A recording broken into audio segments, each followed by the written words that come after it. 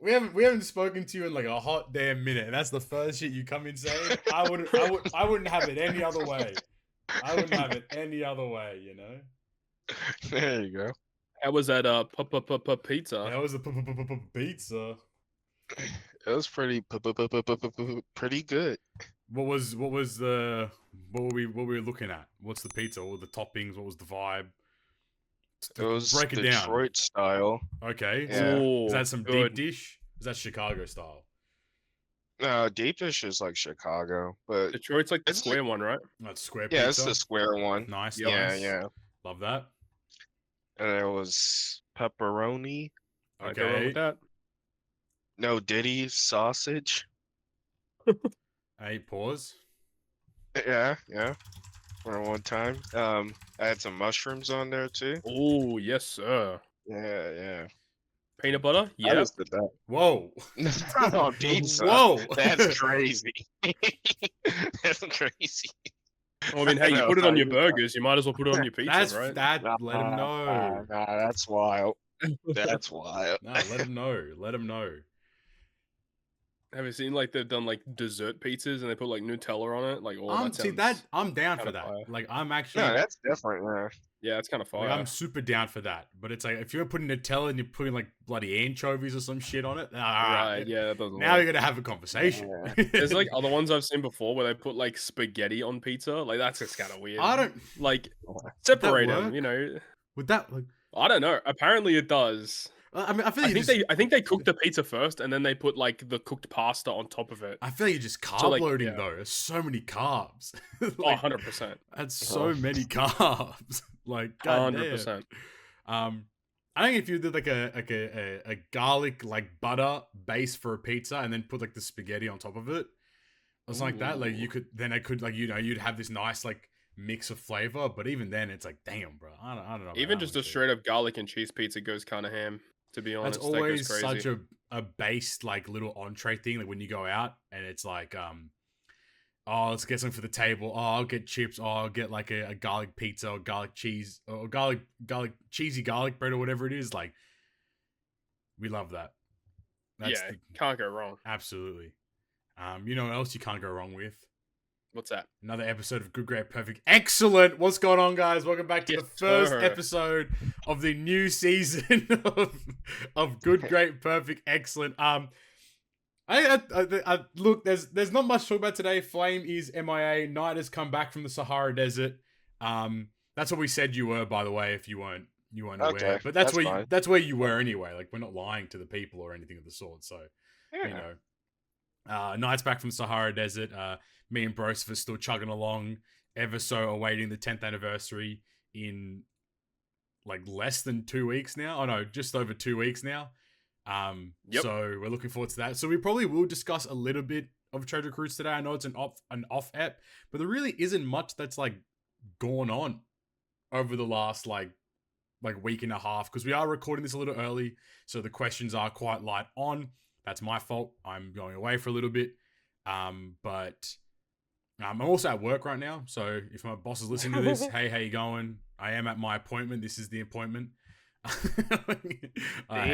hate it here. Yeah. So without further ado, what's been going on, Todd? How you been feeling? What's been going on? Catch us up with your life. Yeah, we've been chilling. We've been playing a lot of One Piece TCG recently, which has been a lot of fun. We've been playing a lot of local events, and we've got some like higher level events coming up in May. We've got this event called Treasure Cup, and basically if you're in like the top, I think a top 16 or something, you get like amazing prizes, like prizes worth like over like 10 grand and stuff like that. Like, it's pretty crazy. So like, yeah, we're gonna be playing for that. We've got that coming up in May, and then in June we've got regionals, North American regionals. Yep. We're signed up for a couple of those, and again, like if you get top ranking in those, you get like really good prizing, and you also get the invite to play in the national tournament towards the end of the year.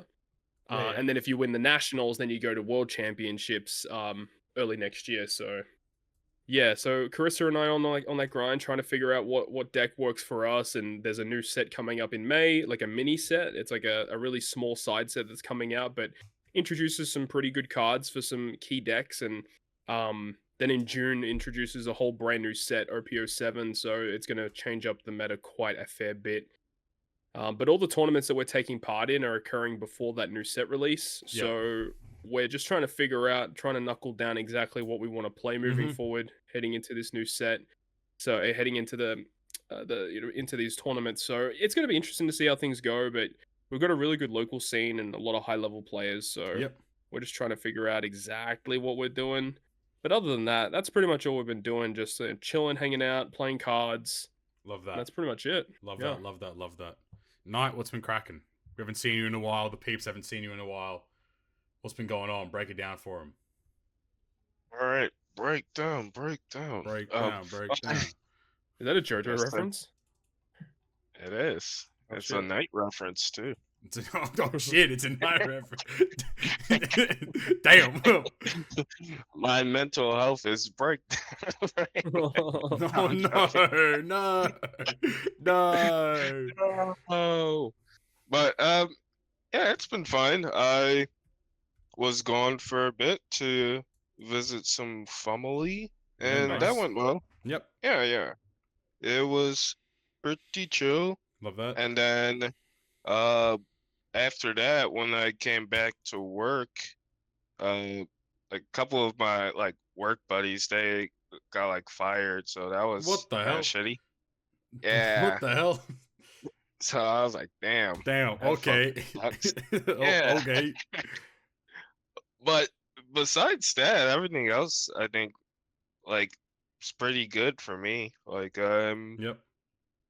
Just chilling. Love that. Yeah,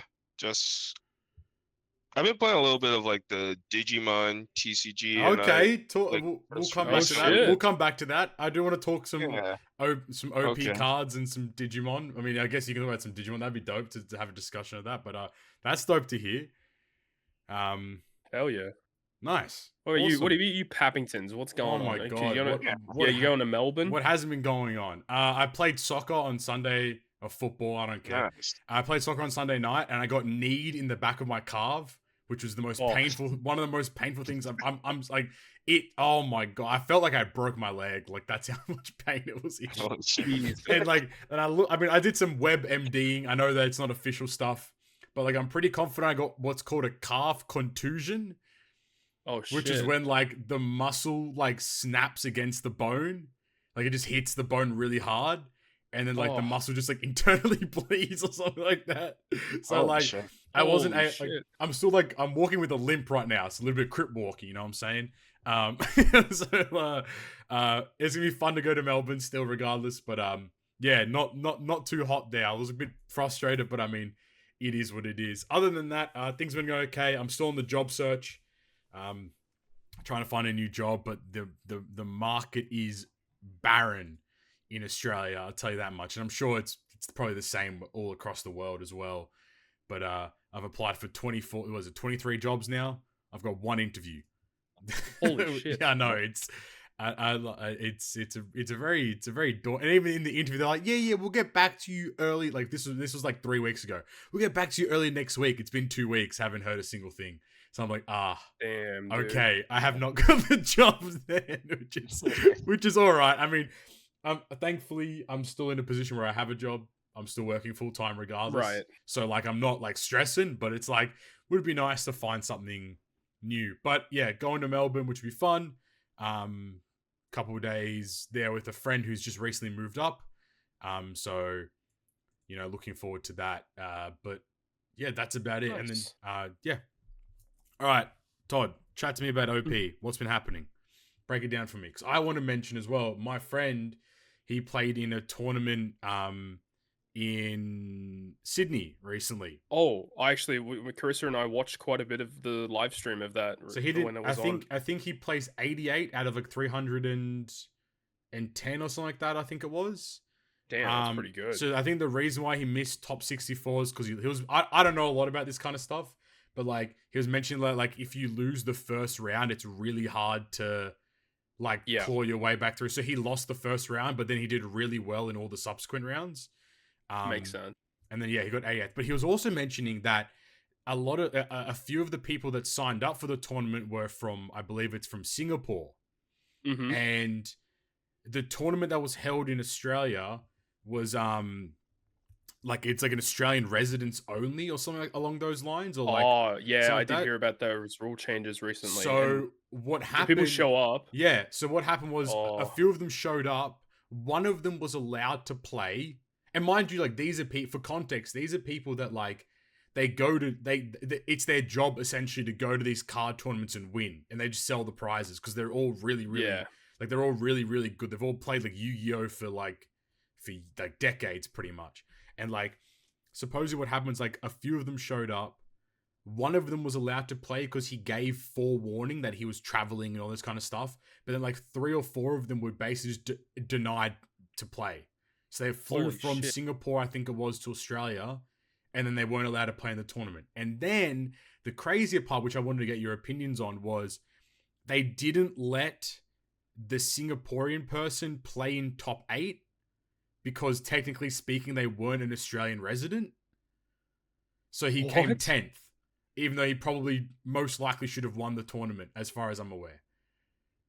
So what are your thoughts that's on just that? dumb. What are your thoughts on that? Bro, if they're going out of their way to say, "Oh no, you can't play top 8," why'd you even let him play to Why'd you begin play him in with? the first place, right? Exactly right, you know? Yeah, that is the dumbest shit I have ever heard. And like, yeah, I mean, how can you let some play and then some others not play? Like that just seems kind Like, I of feel like you have redundant. to you have to kind of like rule it with an iron fist. It's like if you're having it be Australian residents only, I think like what my friend, I don't think you mind me saying his name, Declan, was saying is like, because of like the rule changes, there's like crossover between like Oceania and Asia, and so like it's a very weird like amalgamation of like you can play, you can't play type beat. So like it just doesn't make much sense. So I think like they probably were under the assumption that they could just play in Australia, but then like turns out like obviously I guess they can't, I suppose, which it's a bit of a funky little feeling there, to be honest with you. Man. Really weird. But how Home of the worst. What was it? Sorry, What was that night? That's at home of the worst people. Sure. To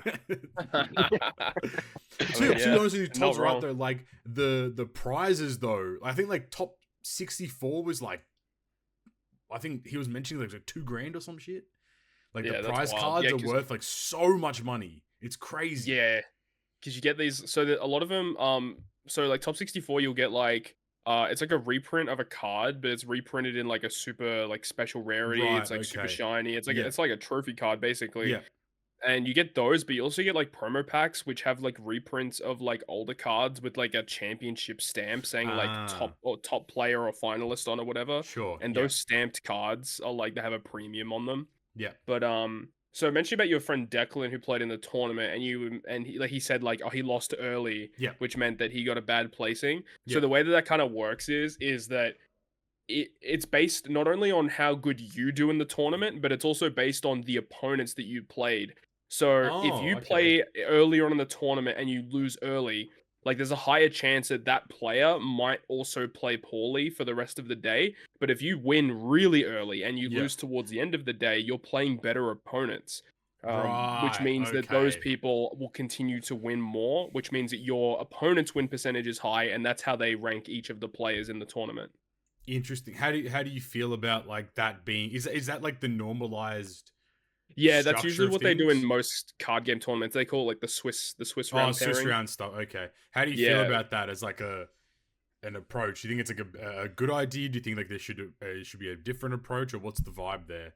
I mean, I'm sure they could try different approaches, but I think that's probably the most fair, because if you're playing against really good opponents and you lose to the good opponents, and then you like beat, like let's say if you played 10 rounds and you lost like one time against like the first place player, and you lost against that guy in like round 5 or whatever, but then like someone else lost against, like they only lost one game as well, but then they lost against like the 300th place player.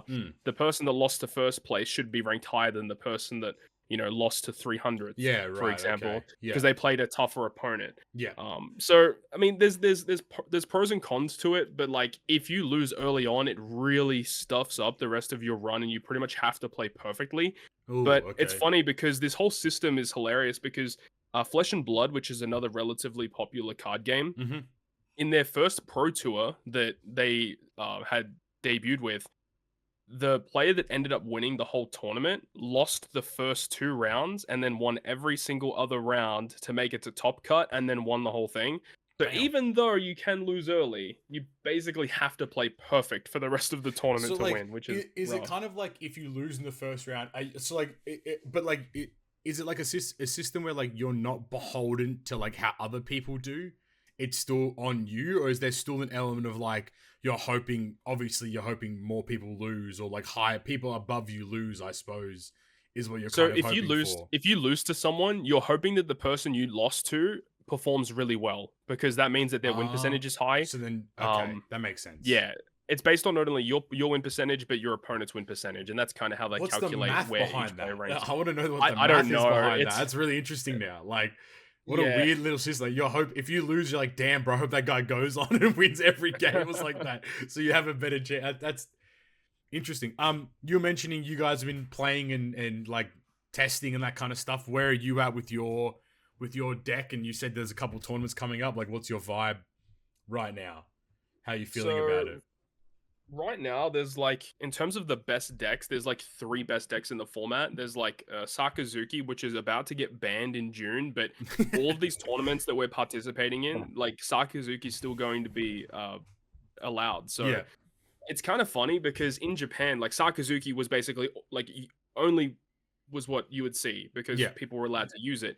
But now that like the English side know that he's going to be banned, a lot of people have moved away from it because they don't want to like invest their time, money, or their playtime into playing a deck that's going to get banned. Mm-hmm. So it's kind of interesting. Like Sakazuki is definitely still the best deck, and then you've got Katakuri and Moria, and Moria is the deck that I'm currently playing. Moria is a very good deck, but then you've got like a tier below that, which has like a bunch of other decks like Red Purple Law. You've got a Yamato deck. You've got Reiju, potentially Perona. So there's quite a lot of decks. It's a pretty diverse format, which is kind of good. Yeah. But it's pretty clear cut in terms of which are like the best 3 decks because they're just consistently performing, consistently making top cuts in a lot of tournaments. So I'm currently playing Gecko Moria. Carissa is still trying to find what she wants to play. I mean, she's here right now.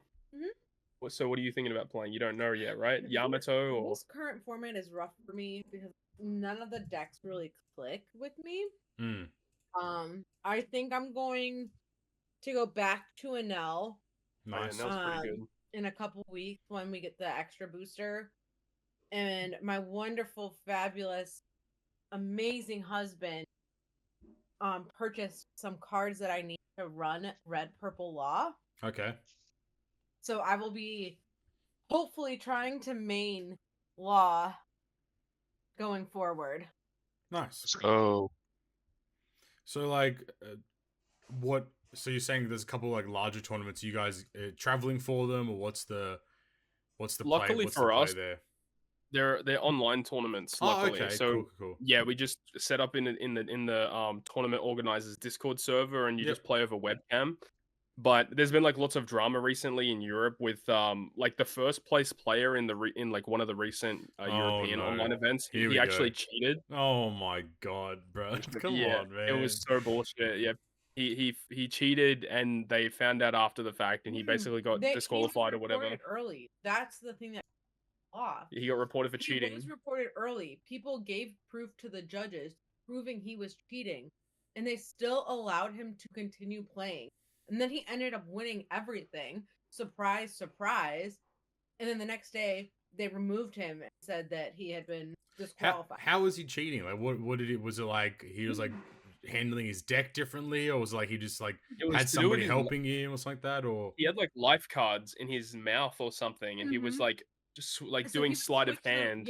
Oh, interesting. Okay, yeah, right. Because like when you show the webcam, you're only showing like your table. Like you usually don't see the person's like upper torso or mouth or anything like that. So he was like hiding cards, and then he would like switch them out within his mouth at key times or whatever to get the right cards in certain points. So And he would put them in his life, and so he was triggering like soul focus off of life is too costly to play outright, but perfect to trigger. yeah, And it forces your opponent to trash a life, basically. So Interesting. He was just shady. What? yeah, it's like- annoying, but the online events are nice because it allows a lot of people to just play these events without having to exactly travel. right. So, Like, yeah. I think like it's kind of shitty. Like, the thing is though, like I get it. Like Declan telling me that like 64th, like top 64 got, I think I'm not 100% correct, so take it with a grain of salt. But like saying that top 64 got 2,000 Australian dollars worth of prize cards or whatever it is like it warrants you to want to cheat, I suppose, because like that's a lot of money. That's rent for a month for a lot of people potentially, you know, like that's paying for a lot of stuff. Like I get it, but it's also just like, damn, bro, like that's just shitty. Like that's just not that's the kind of weird. But I mean, what are you gonna do about it? Which guy? The only guy that we actually ran into it now does it. What, Boris? Yeah, Boris. I couldn't remember his name. Oh my. What's it Like, called? Boris did really good in Nats, and man, the prize cards he had was Yeah, he said he made like $7,000. Hell yeah, he dude. He like made top 60, top 64, and yeah, he sold those for like $7,000 on the day. Which is what you do, right? You just get your prize cards, you just flip them immediately. Like you wouldn't. Like, who's? I think like the first place guy, he said that like a lot of the stuff he sold, and he made like over $200,000. Huh? Yeah. No, right? What? It's crazy. You get good so that I can do that. All right, ladies and gentlemen, I will commence my process into becoming the best One Piece TCG player in the world. It's crazy because like a lot of the professional card game players in other like card games are like moving over to One Piece like literally just because the prize support is so good. But like a lot of pro Yu-Gi-Oh players are jumping over because the YCS support for prizes is garbage. Like, oh, you win first place, you get like a playmat, a prize card that's worth like $200, and you get like maybe a couple boxes, maybe a Nintendo Switch or something. Like, it's fine, but when you compare that to One Piece that is giving you like tens of thousands of dollars worth of prize cards that you can sell, then people actually will buy. It's a hot market. All these cards are super liquid. It's just night and day. Who has the money to be these people who buying this some shit, random man? guy went up to Boris and bought $7,000 Who has worth $7,000? Who has $7,000? That's my question. Dude. Like they just got motion. I know, bro. I'm fucking lost in the ocean. You know what I mean? For real. Damn, bro. Like that's like more power to him. Like if that's your hobby, like that's awesome. I'm happy for you. But like you're genuinely telling me that first place got 200 bags, 200 bones worth of prize cards, and some people funded that 200. Like what does that even mean? Like that's absurd. Well, like the card game is still super popular. Like it's really hard to get product. Strike while the iron's hot. Yeah, it's insane. Like the game is just so popular. It's on fire. Honestly, everything's going so well for the card game. As long as they just need to print. They need to print more product. You can't get into tournaments. That's the other issue. It's like because so many people want these prizes. It's so hard to get into tournaments, and there's really there's a lot of the same people getting every time, and then there's people like us that we're lucky to get into one. Well, like on Easter, like literally on Easter Sunday, we were at Carissa's grandparents' place trying to get into some of these events that are happening later on in the month. Yeah. And like literally they sold out within like 10-15 seconds. Do you have to like, is it like a paid entry thing or is it like oh my it's days. like $30 entry or something like that. Yeah, $30 entry, you might walk away with $7,000 with a fucking prize card. Jesus. Yeah. Jesus Christ, man. Like imagine going to your accountant. Okay, hey Boris, how you doing? Just curious, how did you fund this $200,000? Boris like, hey, look, it all started with One Piece Treasure Cruise. Anyway, damn, bro, like, what the hell? That's awesome, but it's like, it's crazy. That's bewildering. Like that's like people like it's unfathomable. But I mean, hey, like if you're winning these tournaments with that level of prize card, then like you're doing something right. You know what I mean? Like it's Yeah. like you gotta be, surely you have to be very, very good to be winning Or just really those lucky. tournaments, or just draw really well and hope your opponent bricks very consistently.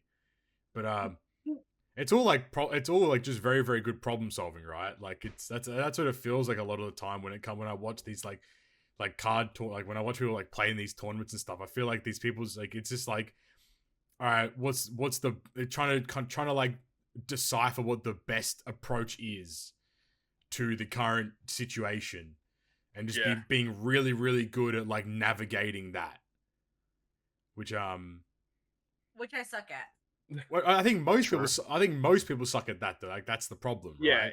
it takes a special kind of person to, like, some people can just figure that shit out, and like no matter what card game they play, they're just immediately like pros They're at it. there, yeah, exactly. Some people they're just built for it.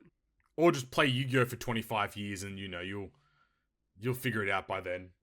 That seems like the mentality of a lot of things. But yeah, then again, if you can just straight up just get lucky and just draw the right cards when you need them, and then you just win, or your opponent just plays bad, or your opponent draws bad, and you can just win off of that. Honestly, when you lose because the stupid judge is stupid and there's no timer for you to have known that it was almost at time, so you couldn't play the one card that was going to win you the round. it's a very specific situation. I know Yeah, that happened. Who would have gone through that situation? So what about you, Nite, with the Digimon? Yeah, talk to us about really Digimon, dude. What that's crazy. What's the vibe there? Talk to me about Digimon, dude. Man, I am so ass at that game. It's crazy. Okay, I guess to preface it, I suppose, like, have you delved into other like TCGs before? Or is Digimon kind of like your first, like? Yeah, this is like my experience? first one. Yeah, this is like my first one. So when I get like the bad RNG, I'm like, oh fuck. What do I Like- what do I do? What do I do? Yeah, I'm just cooked. So no, I'll give you an example. So yeah, run it.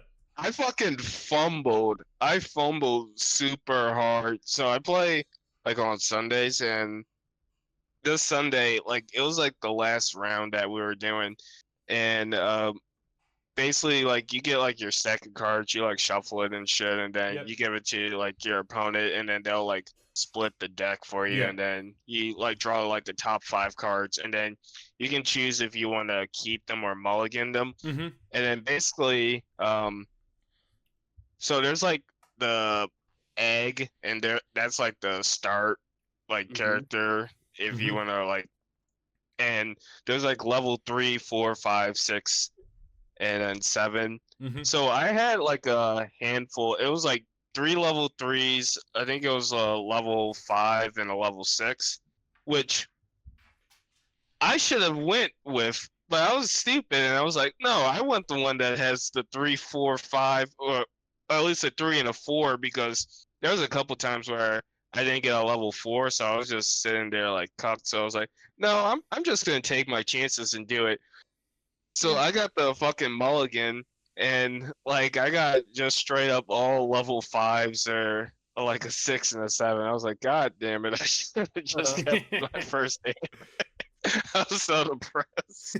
That's the one thing I've learned playing monkeys is your hand can always be worse. Is it worth the risk to mulligan? Is it worth the risk? I mean, it's true though. Like I feel like that's like if you want to get granular, that's like cost benefit analysis, right? That's like really deciphering where the value is of your hand is, like, you know, and then I guess like that's like also like knowing your deck as well. Like I have these cards in my hand, which means I have these in my deck. If I discard these or mulligan these, what's the chances, so and so. Like there are nerds that have got that shit. And it's not only just out. like, oh, like what are the chances of me if I have this in my hand? What is the chances of this of me drawing this? But it's also like the life as well, because the life stack is also from the top of your deck. So it's like, oh, I have these cards in my hand. So what's the percentage? Oh yeah, true. Them going into my life. But then it's also based on your matchup, because it's like, okay, well, I've got these really good cards that are really good generically, but they're bad against this certain deck that I'm about to face. So, like, there's so many variables which can really alter how games go. Absolutely. So Oh, wow. what was what was the rationale behind doing Digimon Sundays? Oh, it was just like, so I have like a one buddy from work. Well, he used to be one of my work buddies, And then he got fired. like Yeah, when we, yeah, that's fine. no, he he didn't get quit. fired. He's not one of the fired ones. Okay. No, he left a long time ago. But yeah, based. he always was like, "Hey, I play Digimon. You should try one day." I'm like, "Yeah, sure, whatever." And then it's like, "Hey, you should try one day." I kind of like it. And then it was like after it's been like a year or since I met him or some shit, and then I was like, "Hey, you should come and play Digimon with us one day." And I was like, "Yeah, sure, fucking, I'll do it." So then I finally went about doing it like over the summer, and like a lot of the time I was just using like shit that you just give me like random decks, and I was like, "Yeah, all right, go play with it." And then I was like, "All right, Yes, sure." I yes, mean, he Dad. like tell me the shit, but yeah, it was. I didn't really like any of the decks until like I got to like the one that I'm like kind of playing with right now. Yeah. But it's like a bit different from the one that I started that it was like initially, but it's all right, but I don't know. Like I'm just not good at it.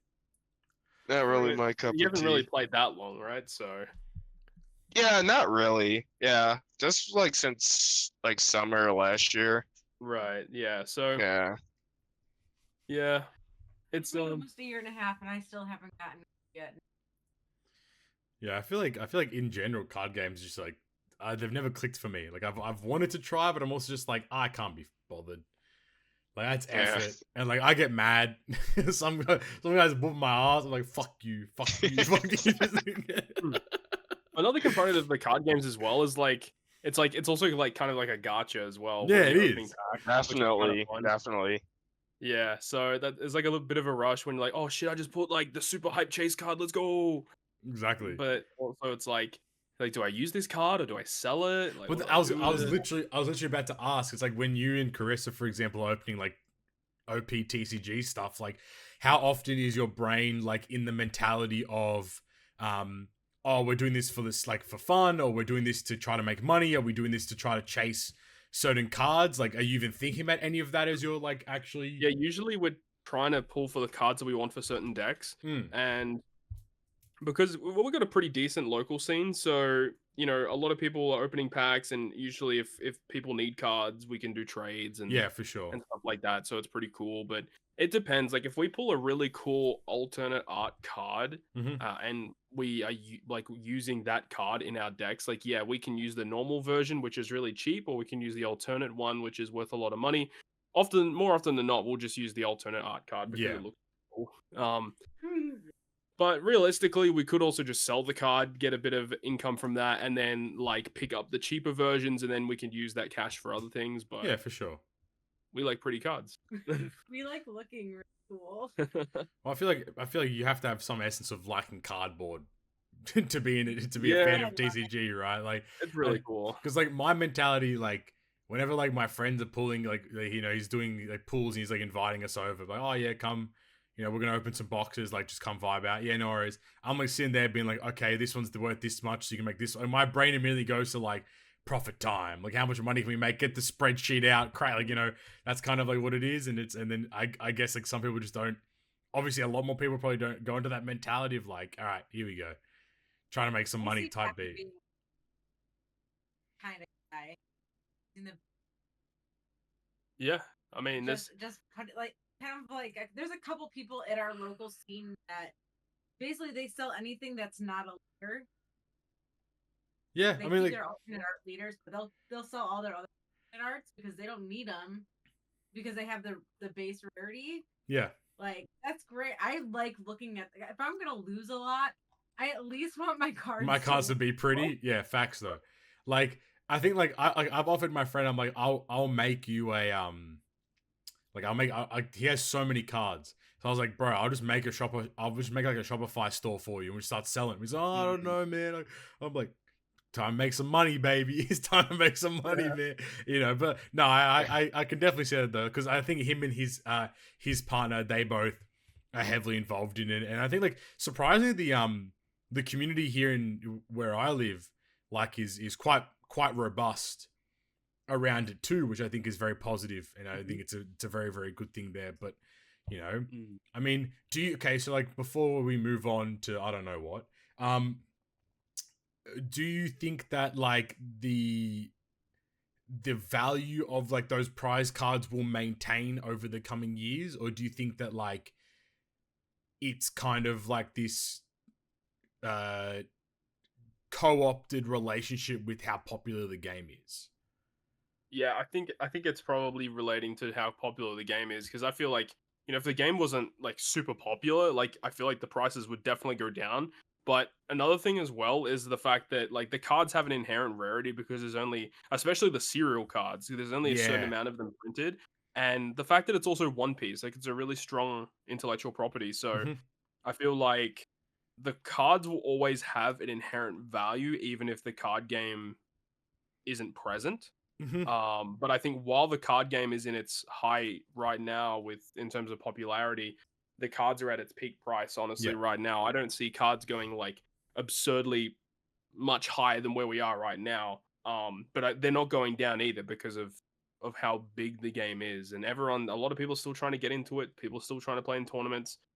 And especially like because with the World Championships that occurred earlier on this year, a lot of people really enjoyed what they did with bringing people together, bringing people from all these different countries, and they live streamed it, and everyone was watching it just to see how it would play out. And then the people that, you know, got the top 3 in the World Championships got really cool trophy Gear 5 cards, which is kind of sick. So yeah, I think I did see people those. want to get their opportunity to play in the World Championship. You know, they get like free travel to Japan or wherever they host the World Championship. So there's lots of incentives to perform well. Not only just because it's a lot of fun, but it's really good financially as well if you're able to win those high stakes events. Absolutely. So it's a little unfortunate that like the Dragon Ball card game and like the Digimon card game aren't really getting as much support, right, as One Piece. But I mean, if I don't know if One Piece is making that much money, like you got to think that Bandai is looking at that from obviously everything that they look at is from a financial perspective, regardless. So, like if One Piece is making that much money, they're going to be probably devoting a lot more resources. Unfortunately, they don't know how to print more product, but I mean that's a problem for another day. It happens with all these Bandai games. Like when Digimon first dropped, because when Digimon first came out, I was really hyped for it because I was like a really big fan of Digimon growing up. And I collected like a bunch of the first like 5 or 6 sets. I've got like a bunch of sealed boxes still at home and stuff. Yeah. But then it got to a point where I was like, yeah, I'm kind of like not doing this anymore, because that's when they announced the One Piece card game. I'm like, yeah, okay, I'm just going to go to this instead. Yeah, for sure. But the Digimon card game had a very similar thing when One Piece first came out, where like the first couple of sets were like almost impossible to get. Like everyone wanted to get their hands on them, and they had like no product around. But by the time where I like was kind of stopping, like they basically got to a point where they had so much product that a lot of the earlier sets were like just flooded the market. Like even the first sets that first came out, everyone wanted those cards. The starter decks that had very key cards that people needed, they were all reprinted, and there were plenty of them to go around. But One Piece seems a bit different. I don't know whether they're deciding on purpose to not print as much, or just the demand is that high that they're not meeting it. I have no idea. It's crazy. It's an interesting point. Like it'd be super malicious though if they were purposefully not printing more, right? Like that'd be crazy. But at the same time, I think it, as much as like, I mean, like take it from the Treasure Cruise perspective. We complain all the time about the game, but we're still just, you keep coming back, right? No, we don't complain. What are you talking about? Oh, sorry, okay, you don't complain. I complain all the time. But like, you keep coming back, right? And I think that like, for what I'm aware of, like a lot of TCG people are kind of in the same boat, where like people are kind of obviously have warrantly upset about there not being a lot of product, but at the same time, if Bandai is aware of that, then maybe like they're harboring that kind of information to keep people like hungry, like the whole basic concept of like supply versus demand, right? Like demand's at an all-time high. If you only feed the supply ever so slightly, that demand will remain at that kind of high level. So like people will sit there and continuously keep wanting more and more and more. But I mean, I guess for Nite, like, are there like Digimon tournaments in the same akin to like the One Piece TCG? And if so, do you see yourself like wanting to go to them, or will you participate in them at all? Or what's your vibe there? There's like local tournaments. Like the thing that I was doing on Sunday, that was like a local tournament at like the new card shop that we go to. But I know that there are like regionals and stuff like that. I'm not entirely sure if it's like, I think they're like sponsored tournaments at like different card shops, if I recall correctly. I would have to ask about that, but yeah, I'm pretty sure it's pretty similar. I think they've got like regional tournaments. I don't know if they've got online events. They probably do, I would think. I'm pretty sure they do. And I remember we watched the yeah, when we went to when you were nationals, in yeah, LA. they had Digimon at the Bandai Card Fest event, which was cool. So we got to see some Digimon gameplay. So yeah, like there's definitely events and regionals. I don't know if they've got something similar to like a Treasure Cup though. Right. Yeah, because like One Piece has got like more of events. Like we got like regionals, which are the things that get you to nationals, and the nationals gets you to worlds. But then they've got Treasure Cups, which are kind of like regionals, but it's more just solely focused on prizing. Yeah, but it's Interesting. like first prize. It's worse prize. Yeah, regional prizing is where you want to be at, but Treasure weird. Cups do have like the same level of events where if you get like top 8 or top 4, whatever it is, you get a serialized card. Yeah. And you got like the trophy cards, and I think the Treasure Cups have uncut sheets as well now. Oh, Like uncut sheets from the factory with like all the cards on it from the latest set. Jesus Christ. It's pretty crazy. So, and those like people, I think it was top 4, top 8, what was it, Nats? At Nats, yeah, top 4 got an uncut sheet of the latest set with like the manga Gear 5 Law and Kid, and like people were selling it at the event for like 20 grand. Jesus. It's wild. You could literally buy another house by just Funding, you fund your passive income by playing the One Piece card game. Jesus Christ. Yeah. What a time to be alive. Yeah, shout out to Digimon though. Digimon been trucking along. I mean, I'm on the website right now just having a look, and they've got 15 sets out, a bunch of side boosters, they've got lots of product what deck out. are you? I want to look up some of these cards to see how cool they look. It's like called Green Bunny Alliance. Hell yeah. Hold on. Man, wait, is this Joba's deck? Oh, poor. Bro.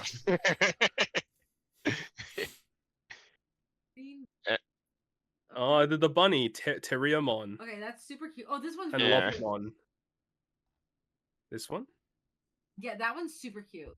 Yeah, Carissa thinks What are we- Lopamon is really We're cute. going on the deck based on cuteness or on ability? Oh, yes. What the fuck is that? make a Look at all those keywords. Gargamon. Hand, counter, blast, digivolve, blocker, What the fuck is a reboot. blast Digivolve? One of your Digimon may digivolve into this card without paying cost. Oh, that's pretty busted. That's cool. Yeah, it goes hard. What is that? Yeah. Evil Bunny. Oh, Evil Bunny looks cute too. Kirubimon. There's- Alliance. When this Digimon attacks by suspending one of your other Digimon, this Digimon adds the suspended Digimon's DP and so he gets double attack and the power of the rested one. Okay, What that's the pretty fuck- good. What the fuck is a Yeah. security attack? So security attack +1 basically means it's like double attack. So instead of taking one Yeah. life, What you the take 2. hell? That's based. So he gets the power of the rested Digimon and double attack. That's pretty good. That's baller as hell. Yeah, and he also has like Alliance, so yeah, he gets to swing twice at whatever. That's so what good. the fuck? that's Yeah, fucking that's tight. What the hell? One of your opponent's Digimon gets minus 3k for the turn for each of your rested Digimon. Oh my god. Yeah, like when we're putting like these effects into One Piece terms, like they seem This is, like, insanely busted. broken. But then again, like they're at set 15. We're only about to hit set 7, so it's a bit We're not different. even True. That's a good 0.5. point. Yeah, 6.5. Yeah, so our effects are definitely a lot more tame compared to For what the we're time seeing being, here. though, but see you in a year's time and Right? like yeah, 2 yeah, years exactly. time or whatever it is, and we could really be talking about stuff like this most likely, which Which I Yeah. mean makes sense though. Like I would presume that every kind of card game needs a power creep to some capacity, I suppose. The line. Like a double attack. Is that like what it really? Oh, that looks so weird. That's a cool looking Digimon. Holy shit. Quartzmon. Suspend all of your other Digimon and all tamers. Then for every 2 suspended Digimon or tamers, you gain 1 memory. So you basically get like 1 Don for every card that you rest when it gets played. Oh. Yeah, because memory is kind of like their... Yeah, that's their little number thingy. Yeah. Okay, that's pretty cool. That one looks really cool. That looks gruesome. What the fuck? What about what's the Digimon that we have? The Digimon... Oh yeah, we got a What promo we card for get? going to Bandai Card Fest. It's Vmon, right? Vmon. Yeah, oh, it's cute. It's a Vmon, or grab that. Vmon, and it's a blue Vmon. 3 cost, 1 power. It's terrible. Nice. But it's really cool and textured, and it's got Vmon sitting on the beach eating some ramen. Nite. Hey, that's how I'm trying to be for real. Hell yeah. Hell yeah. All right. That's the, Yeah, trading cards are fun. I know. I mean, I think like I love talking about them, but I don't think I would ever want to really participate in them. Don't. I like I watching get from that. the sideline. It's just fun to watch it from the sideline, and that's why I like when I talk to you guys. I'm like, all right, give me the breakdown of what's happening in OP land. It's like, okay, cool. I'm like, oh, interesting. That's the stuff that I like, you know. Yeah, we Dude, spent it's- 6 it- hours driving Hell around yeah. trying to find the starter deck. Oh yeah, that Oh yeah, was talk to something me about the that's pretty cool I about that. did see the tweet. I was like, what the hell happened? Talk to me about the Bro. starter deck incident. Yeah, so this new starter deck came out in One Piece, and it has some pretty neat cards in it that we really wanted.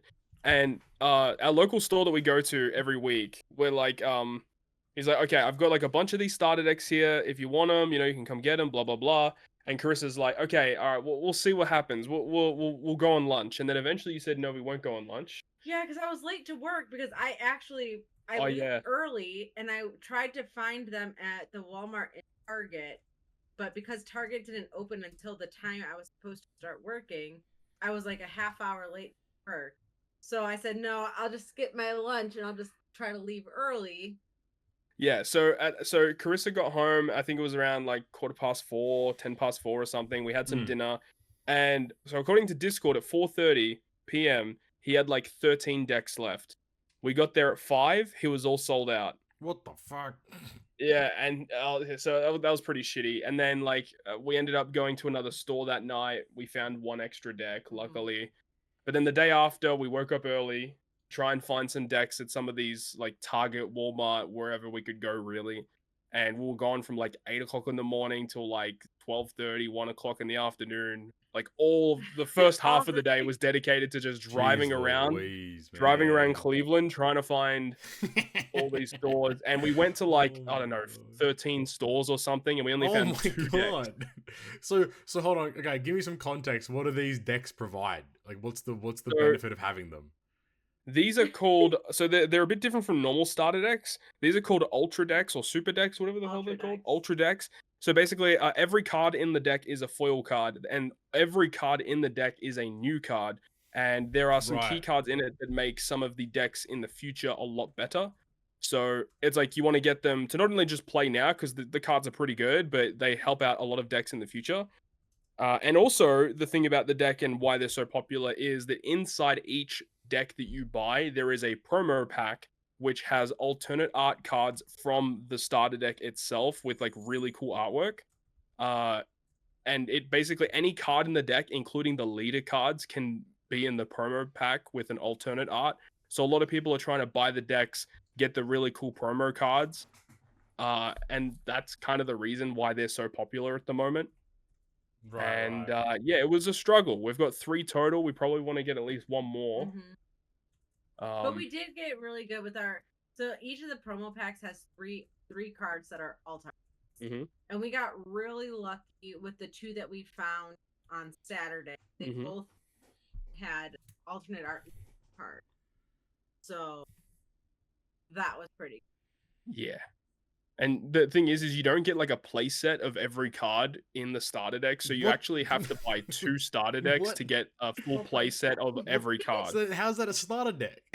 They do it with every starter deck that comes out. Like there's a lot of cards in it that you have 4 of them, but some of them you only get 2 copies of the card, so you do need to buy 2 decks. Like the key cards, right? Like the ones that are The actual most good cards, yeah. valuable in that you need in other decks. Those are the ones that you tend to just get 2 of.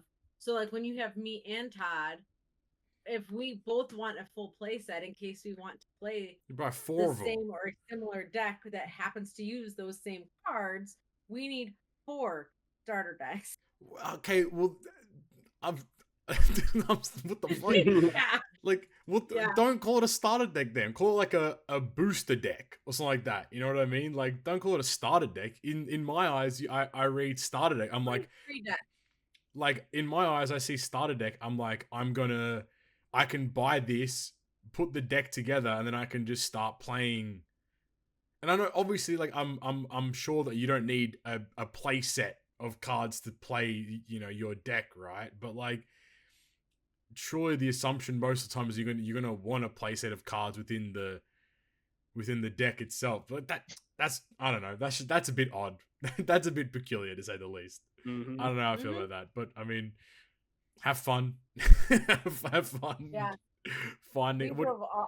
I drove so far. I don't think I've ever driven so far in the like since COVID happened. Like I don't think I've driven that far.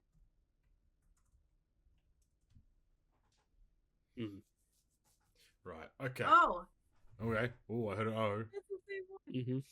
Yeah, it was like we drove. Well, it was like the equivalent of over 100 miles, which I don't know what that is in your fake kilometers. Oh, okay. Sure. But- That's crazy. Talk to him. Don't you We dare put, say like, that talk in my to car him. before. That's 35 kilometers. I drive that to work every day. 100 miles is 30. That's not. No, you said 35. I thought you said 50. I don't know why I said 50. My brain said 50. 100 miles is like 160 kilometers, right? I don't know. That is. Yep. Damn. Mental math going Yeah, crazy. we drove all over. And poor Todd was like half asleep because you had stayed up late to make a video or something. Yeah. Yeah, was that Something what was had that come for? out, yeah. Was that for like I the can't remember. was that the Brandon data mines? It might have been. I can't remember. There was. think it was. I was up late doing video stuff, and because news time being 11 p.m. and then we woke up super early to go driving, and a lot of the time when we're driving, I was just asleep. He was like bobbing his head, and I was like, oh, okay, well, the new T-Swift album came out. So Oh yeah. Woo. T Swift, let's go. Let's go. All right, before we get shot by the T Swift gang. Oh wait, I have something to Oh say my about God. T-Swift. I hate Okay. you. I hate you. Who? I Me? hate you. No, T-Swift. Whoa! Their album came out Whoa! the other day, and I saw too much of it. 6,000 copies. 6,000. Was that You at know how work? much that is? Was that at work? Yeah, it was awful. I almost awful. bought them at Target every time I went. No, you didn't. Yeah, the Target or a Walmart, it was like sitting right there, and I was like, I know I just downloaded this, but I should totally just buy the hard copy to get the poster that's inside, and then we can hang it up next to computers. Yeah, I want that in the background Oh. of all of Todd's videos, dude. What's going on, my broskies? My name is Toski. And then you just have Taylor Swift in the background of every single video Yeah. she uploads. So good. That's so funny. I had 6,000 copies. Fuck that. Oh, that's good. Look, like I mentioned at the start of the app, there's not really much to talk about. We don't really have much to kind of discuss. So I think this is as good place as ever, as this will be I believe this episode will be the predecessor to 10th anniversary. So I thought it could be a good idea to potentially have a little bit of a discussion about what's to come, what's to be expected. Because we obviously with version 14.0 has released recently, so I think better time than ever. Because I mean, if we're going to discuss 14.0 and 10th anniversary in that same episode, Right. it's going to be a like lot. 4 hours long, and I'm not ready to do that right now. So, And we can just break it down off the top of the head. I mean, like, I don't know, Nite, if you've had the time to even look at anything, to be honest with you. But what are your initial thoughts on 14.0, Todd?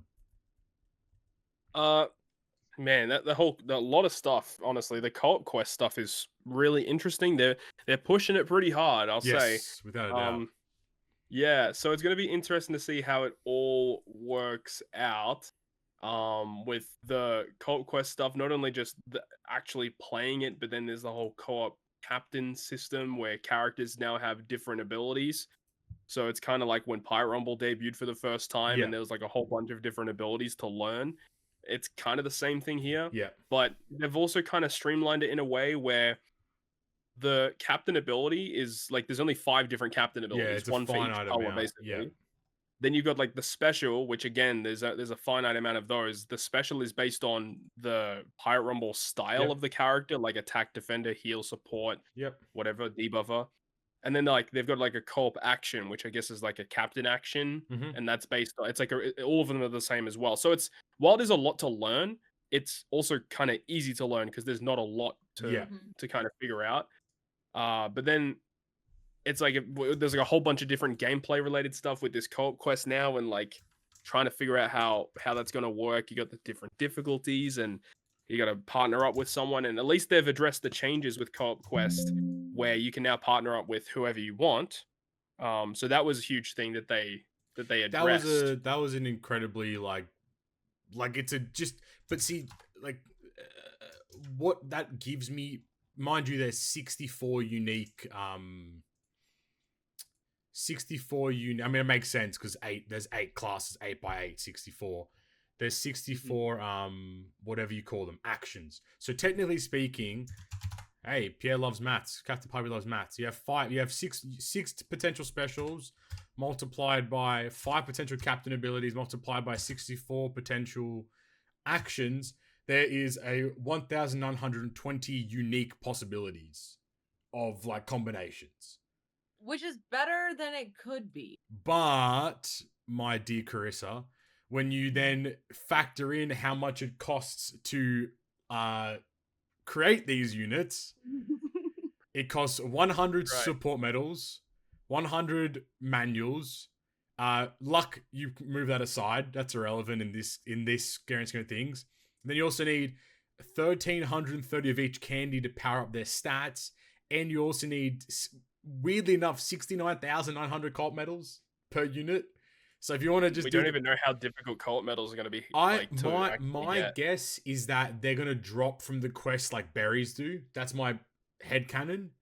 Yeah, well, you need a lot of them, so I mean, yeah, I know. Well, like, how many? They only gave us 10,000. 10,000. 10,000 is enough to only max out one of the abilities. Like you're either captain or you're special for one unit. Yeah. Okay. But then like, you know, if you want to do like, okay, 100 support medals per character, and there's a possibility of 1,920 possibilities. Okay, let me know, Carissa, when you have 192,000 support medals, and then we'll have a conversation. I think I have 994. So you're like 0.1% of the way there. Yeah. You know, and like that's the like that's what ruined the update for me. And I know that that's a very pessimistic view to have, and like we don't know what co-op is all about just yet, and we don't know what the drops are for the quests, mind you. But knowing that these are the things that require to upgrade, you can kind of assume that the drops are going to be the strong ties, they're going to be the manuals, potentially luck drops will be a thing as well, and candy at bare minimum, and co-op medals, sorry. That's my assumption of what's going to drop. Like, and then the other thing that frustrates me is that dupes don't upgrade anything. The same problem that we saw with Rumble that we made very apparent that was a problem is that me feeding dupes should upgrade my Rumble, the character's Rumble abilities. It just should. And the fact that dupes only upgrade luck, like ironically, what everyone thought was going to be the hardest thing to upgrade being luck is actually the easiest thing to upgrade here. Everything else is super expensive. Like, who has 192? And like, obviously, then you have to divide the manuals by color. So it's like 190. 1,120 divided by 5. So 384 of each color. Multiply that by 100. You need 38,400 manuals of each color. And obviously that's broken up between rare recruits and legends. But like, for example, the legend ones, they drop once per run of the daily island. That's 3 per day if you're lucky. And like it, you know, like you start running the math there. 3 per day of one color, mind you. Like it's like it's a lot. It's a lot of required resources to do this. So I'm hoping to God that they haven't just chucked this upon users.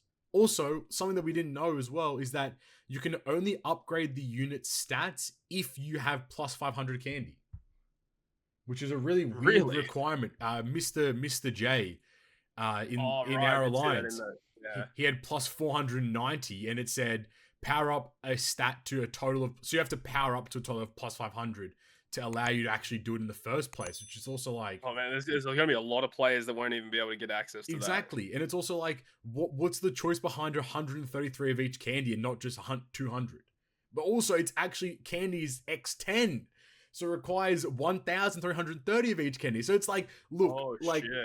it's not just 133, it's 1,330 of each candy. So it's like, that's crazy. What, you know, and I know that that's Captain Poppy nitpicking at an update as per usual, right? But it's also like, you've released this new mode and you've made this big conversation about we want people to play together and have fun and but it's like the jump in point is already really difficult, super difficult for people. And I get that, like, as you mentioned, Todd, it's a good thing that they've there's only 6 specials and only 5 captains, and mind you, like the co-op actions aren't the end all be all, because like it is, all of them are just various combinations of resistance down, which is fine. So that's like not the end of the world, I suppose. But at the same time, like, as long as you cover you have enough units to cover the specials and the actions, like, I don't know. It's a really weird, I don't know. It's a very odd position they've put players in here that makes it really challenging to kind of do stuff. It's actually kind of interesting too with the whole luck system. So luck, you can level up with duplicates and level limit break wanted posters. Yep. So it makes me wonder if, like, because of the way that it's kind of structured, are rare recruits just straight up going to be better than legends?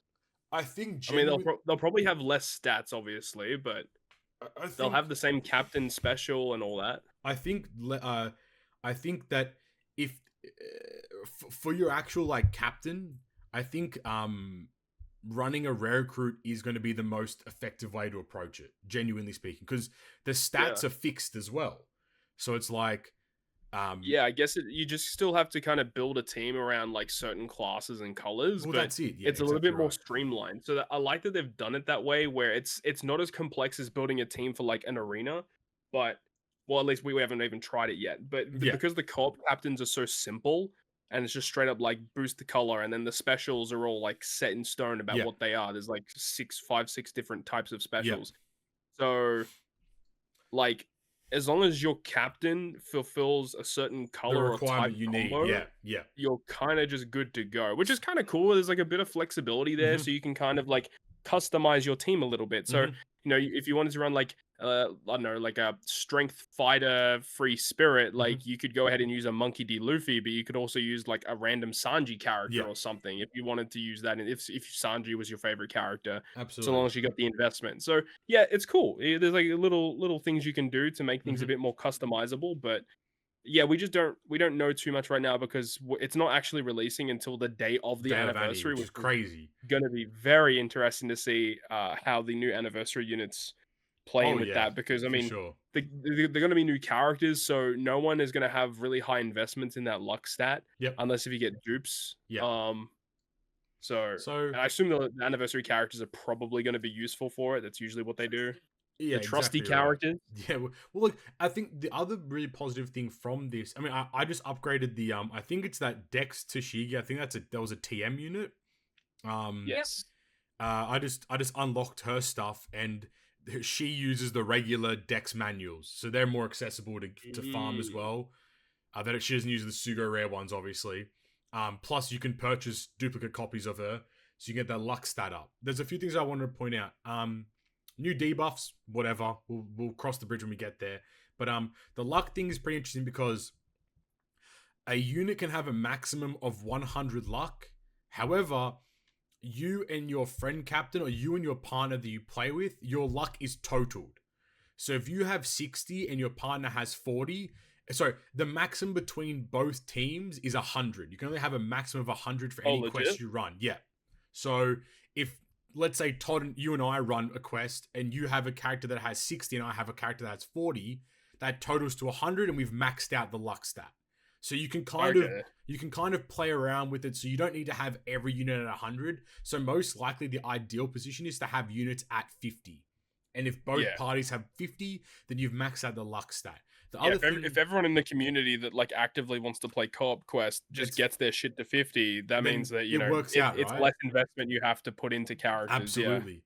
The other thing that I wanted to point out that you mentioned with the trusty characters, I don't know what the trusty characters are going to do, but I mean, maybe more drops. I think so, but it said, in the image it says also by just owning trusty characters will add more items when you clear quests. So you don't have to use them; you just have to own them. Yeah, exactly right. Which is incredible. That's a fantastic update. That's kind of like what they did in Treasure Map. Like if you own the characters, for the cards you get like and the stuff.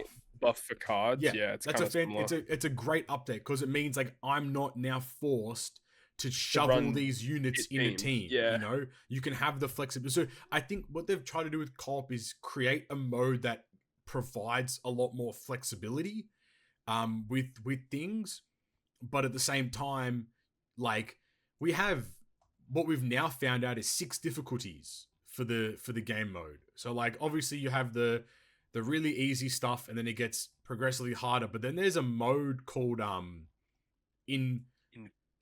Infinitum C, which is the highest difficulty quest. And I'm like, what does that make you think though? What that makes me think is that like you can only clear the other difficulties like once, and then the Infinitum one is the one that you can clear infinitely. That's how I like look at it from my perspective, I suppose. But I don't know, like, do you think you can be able to clear like the other quests at any time? I would assume that, you can probably go back and clear them, because I think in the initial video that they were showing off, when they were selecting, like it looked like there's like it tells you how many battles there are. It gives you a stamina requirement for each of them, and then it gives you like how many of those new gems that you're going to get, the seasonal stones. So it looks like, you don't just get a one and done. You can kind of just play whichever one that you can comfortably clear, which I think is good.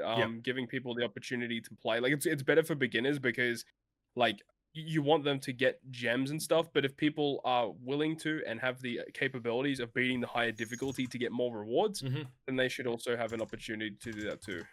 There's also like the really weird, I'm trying to get the actual wording of it, but the really weird mission for co-op quests where it's like you have to play with somebody who has I've got it here. Hang on. You got it? Okay. It says so clear the co-op quest apprentice one time with a player with a bounty of 10 million or less. And then there's an asterisk that says only applies for clearing with a partner that cleared for the first time during the event period. Which is crazy, by the way. Like, and that's for like every difficulty for different ones with only side characters. And then you've got like, and then it says, it's just you clear Warlord one time, Captain, Apprentice, and that's it. So Warlord is the highest difficulty you have to clear with someone with 10 million bounty or less for the first time for them to clear it, which is interesting how that's going to happen. So it means you're going to have to either find someone with that bounty and clear it with them, or go rogue and try and find someone to do it with. Hope for the best, right? And I think I would, that's what Pappy was saying beforehand about like just re-rolling an account. A lot of people are just going to create accounts and then just never accept bounty, ever. At the end though, like maybe Warlord's super easy that you could just do it by yourself anyway. I think so I know, like, I think I tweeted about it, like, I cannot wait, not that I cannot wait, sorry, but I'm almost assured that there's going to be a min-max strategy for co-op, 100%. Like the same way that we do with PK, where it's like, if you keep the mini bosses at level 1, you can just auto them, get the turtle drops, and then just go level up your final boss. Like, I'm sure, like, obviously everyone's gonna, like, people like, you know, in our bracket, I suppose, are gonna try to go to Infinitium C or whatever it is and do that. But it's like, maybe there is like a point where it's like, I can just solo, because there is a skip button, which is crazy, by the way. Like, you can just skip your turn and nothing happens. So I can just pass my turn over to you and then you just play. So it's like, you could ironically play co-op mode by yourself and just like run 2 accounts and just skip the turn on the shitty account and then just go grind out with your main account and then rinse repeat and then farm up those stones. Because I mean, I wonder how many stones it's going to be for a multi. I'm assuming it's going to be 50. Could be 50. Maybe it's 30. But like, those stones, it's a very weird mechanic that they're running with, where it's like, the thing too. Yeah. And that's the thing too, in the fact that so when you get all these stones and you do these pulls, then there's like a separate whole system for that. Hey Nite, you want to come back to Treasure Cruise? Now's your time to shine. There's a rank with your pulls. You can rank with your pulls, and as the previous ticket king, I mean, it's not tickets, but it's close enough. Like, yeah, you know, I'm back, baby. But it is a cool way for people to literally get legends for free. Yeah. It's, like, I mean, yeah, it costs time, yeah, but yeah, you can literally get the characters for free, but you don't get them straight away. You only get them when the season kind of concludes. So, that's the thing. Okay. Yeah, so you basically do pulls, and then you stock 5 multis that you've done that are like your quote unquote best and highest ranking, because every character has a point allocation for them. And then depending on how good your 5 multis were in terms of point values, that's ranked against other people's pulls. So the luckier you are, the more rewards you're gonna get, which is kind of crazy. Which is a very weird system, because it's like, it kind of, I'm not gonna say it deters people from wanting to, for example, like, if I do a multi, and I mean, like, I'm missing like a nice chunk of legends at this point now, which is fine. But like, if I do a multi and get a new legend, I'm just going to keep it irrespective of how many points it's worth, right? But there obviously will be people that will want to min-max those points. And in one of the... Depends on what the rewards are. Well, from what we know, the rewards are going to be alternate pens, which is irrelevant, legend tickets, most likely irrelevant, the co-op coins, which could play a massive factor, and just gems and generic stuff. But like, it depends on like what those rankings are, because mind you, like, you're doing this for 3 months, like you're pulling for 3 months pretty much. And like, I wonder if, for example, like, if I don't, because like, it's broken up into seasons, right? And we're all pretty aware of like why they're broken up in that kind of way. Spring, March, April, May is JP Anni. June, July, August is One Piece Day. September, October, November is 0.5 Anni. In December, January, February is New Year's, right? And then New Year's / Global Anni. But like, for example, like, if I do 5 multis and I'm satisfied with those 5 multis, can I keep farming stones, the green stones, and then hold them for essentially a year? And then no, okay, because like, they did state there, it does state that they reset each season. They reset each season and each year. Damn, I don't know if I like. I mean, like, I've heard that's a bit stinky, to be honest with you. So like, once you do 5 pulls, you're just content with it. I mean, you basically just keep doing pulls over and over again, but you can just like do the pulls, and if you don't like the multi you got, you don't have to keep that multi. Exactly right. Fine. Yeah. So you realistically, there's no point to save them. You just, whenever you get enough to do a multi, you just do it. Yeah. No, exactly right. Like, I think like I like the idea of stockpiling 5. Like, it's cool. You get 55 new units every quarter, which, I mean, like, is not a lot, but I mean, like, it's better than getting 55 gold tickets, which, I mean, mind you, these multis might do anyway. And judging by like how the points are distributed, I think you might be able to pull 3 stars. No, only 4 stars. what? Okay, only 4 I stars. was gonna Never say, mind. what the fuck? Only 4 Okay. stars. But like it is so funny. Like I find it very funny how like a Grand Feast Sugafest only unit is less points than a legend. A legend, a 6-star legend. There is still a 5-star legend. They're worth 5,000 points. A Grand Feast Sugafest so is 6,000. Then a 6-star legend 7,000 points. Yeah, the 6-star legend is what you want to pull. That's worth the most points. So if you get a multi that has a 6-star legend, even if the pull is bad, the fact that it has a 6-star legend in it It's is, worth 7 like units. in terms of ranking wise, is what you want to be at. It's worth like friggin' between 3 to 6 units, that one legend alone. Yeah. So it's like, I don't know. I think co-op's going to be interesting. I think that there is going to be an element of like concern surrounding like how much people are able to play, because like it does seem reliant on having someone that will play consistently as well. If you're playing, And it also depends on what the new units that come out with it too, and how good they are. I'm gonna keep it a buck with you. I think for the first quarter, it's gonna be fun, and I think as soon as it goes into the next quarter, it's gonna be do the Trollman missions, do 5 multis, stop playing. Like it's just gonna be that, and that's the sad reality. That's gonna maybe change the way that we play. If you have a look at the scheduling that they've posted in the thing, so it says in May there's the event, so that's when it actually starts. Yeah. But then it says in June there's like another event, so maybe there's like another quest that we can play. Yeah. And maybe there's like new Chopperman missions that come out with that new event, which gets us new rewards. So maybe like they can keep it fresh, but you're right in the fact that like when this Sugafest comes out, like it gets to a certain point where you farmed enough of these gems that there's literally no point to keep playing unless if the drops in the event itself are really good. Like maybe you just get those co-op medals, and co-op medals inevitably are going to be used. But I guess once you have like a full set of characters completely capped out, then it's just kind of it. Well, that's it. And I think like from that schedule as well, though, my concern is the colors. Like with obviously because we know that like the spring one ends in May. I think it is. So then like that Sugafest ends, and then in June we start the summer event. Oh no, yeah, you're right. So that first event you literally have a month only to lasts farm in it. May. You literally you only have like 3 weeks or 2 weeks to farm it, pretty much. Right. And then you have it seems like the Sugafest drops at the end of the event period. So it's like you can, assuming that only it costs 50 gems 50 stones per multi.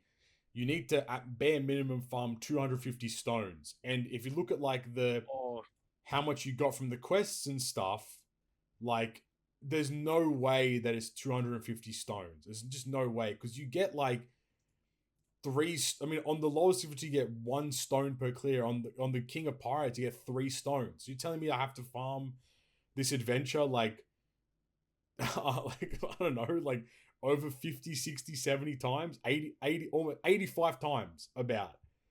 Well, like, so that's the crazy. Sugafest that we know that starts in May, it starts a week after Anni. So it's the 18th, I think it starts. Yeah, so that's right. In 1 week. And I mean, you haven't got a lot of time for this spring one. So I assume that they're probably not going to do anything too crazy where you need to like play it a shitload to get a lot of gems, because you haven't got a lot of time to do it. Yeah. But they did state that there are going to be step-ups on these Grand Feast banners. Interesting. So saving up a certain amount of gems to do guaranteed step-ups, which could potentially guarantee you some of the new units, would be important.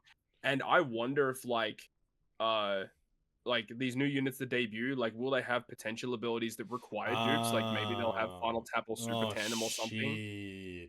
That could be another way to incentivize people to actually like do 5 multis worth and just save 5 multis of the new unit, and that's it. Shit, that's so true. That's probably what they'll do. At least they won't do it for this one, but they'll probably do it for the next one. I wonder if though it's like I guess my ideal situation is that like if they do release like a Grand Feast Sugafest exclusive unit, which they will, that they will just appear on the next banner. Or I hope so. Because like imagine if it was like, oh okay, the one for spring comes out and you get 1 copy, but it has Super Tandem. And then it's like, okay, you only get 1 copy. All right, see you next year. And then you can max out this unit who will most likely be irrelevant within the next month as opposed to the next year. You know, so it's like, I see. I mean, I don't know. I think like I still think that the update's good. I mean, we got a crap ton of box space. That's a dub. We got more friend slots. That's a dub. Yep. Like all those things. Also, supposedly there's new animations, Sugafest animations, which my guess is that those ones will be for the Grand Feast banner. I agree. I think it's going to be for that. I wish and I hope that it's for normal Sugos too, but I think it's going to be for. If it's for the normal Sugos, I think it's going to be very similar to how Dokkan did it, where it's like, oh, if you get Tien and Chaozu or whatever it is, like, right. that equates to like an SSR or whatever it is. You know what I mean? Because like we already have the animations like figured out for what currently exists, right? Where like the only things you have to really look out for are obviously like if you get gold text or treasure, it's generally you're gonna get a red that multi. All the pre-screen animations mean nothing. Red Haki can mean new legend for your account, debut legend in itself, and if you have, it can also just mean debut legend in general, even if you've already pulled them, which is kind of funny. Yep. And then you have if you get a cut in, it's guaranteed to be the debut legend or the new legend. And then obviously you have the end screen cut-ins, all that kind of stuff too, or Gear 5 cut-in, Super Sugo, Annie legends like that. So it's like the other thing that makes me think that it's for this new Sugo is because the fact that all the Straw Hats are literally like toasting and like exactly feasting, right. Yeah, which makes me think it's for the Grand Feast Sugo Fest. I think so too. But at the same time, like it would be cool. Just put it on normal banners. Like why not? Absolutely. I think the animations we have are kind of dope to start off with, but like I think you got to keep updating them. Just keep them fresh. Add more stuff and add like cutouts. Add like a Goku Black Rift. Add like a Roger swiping where it's like, oh shit. Yeah, you know, like Roger a comes in. departure. That'd be sick. You know, I mean, and, like it's anniversary. Like if you're gonna do anything like that, this it's is the best time to do now. it. I guess before we move on to I suppose our final predictions for Annie, and then Nite can finally jump in there. Have you had a look at the actual co-op gimmicks yet? Not really. Because they're very interesting. I haven't had like that deep of a look, but it's very interesting. Okay. I feel is it like good interesting or a bad interesting. I mean, the high levels are fucked, by the way. Like, yeah, I'm not looking forward to the and high also, levels. It's gonna be also, brutal. this is the first time that we've seen a boss is gonna force change your classes. I did hear about that. Where like the boss, Mr. Katakuri like, is a changes boss. For 2 turns, Yeah. if first class is free spirit, driven, cerebral, or powerhouse, first class becomes striker. If second class is free spirit, driven, cerebral, powerhouse, second class becomes shooter. So it's like, what the fuck? Yeah. They want you to use ace. So like it's a situation where like it's gonna force change your classes, and like it seems like multiple bosses can appear in like, so it varies as well. It's not like a guaranteed, like, because like for example, Robin has a boss, Sanji has a boss. Sanji's boss, Jinbei has a boss, Zoro's a boss, Frankie's a boss, Usopp's a boss, Luffy's a boss, and you also have like Queen, Big Mom is a boss, Alba's a boss, Green Bull's a boss, Kaido's a boss. Like they all fall under the King of Pirates difficulty. Zeus and Big Mom did it. Like it seems like there are either multiple stages have multiple bosses, or like there's going to be like a rotation of bosses that you might just get, which makes team building obviously a lot more difficult. And you know, I guess that's the whole approach where it's like, okay, my team will cover boss A and boss B, and then your team will cover boss C and boss D, for example, or whatever it is. So like, yeah. I don't know, I haven't read too much into it, but from what I've seen, people are like, ew, Infinitium C looks like to be very hard, so that's going to be lots of fun for people to jump in on. But I mean, look, I think it's interesting too, because it almost like it's kind of cool in a way, because people can then try and build teams with other people and try and figure out stuff together, which I think could breed some interesting kind of ways to play the game. Yep. But if it ends up just being like one of those things where it's like, oh, you know, another month, another stupid thing that we have to build for, so this shit sucks. I think it will become that, which is unfortunate, but I mean, everything in Treasure Cruise does at some point.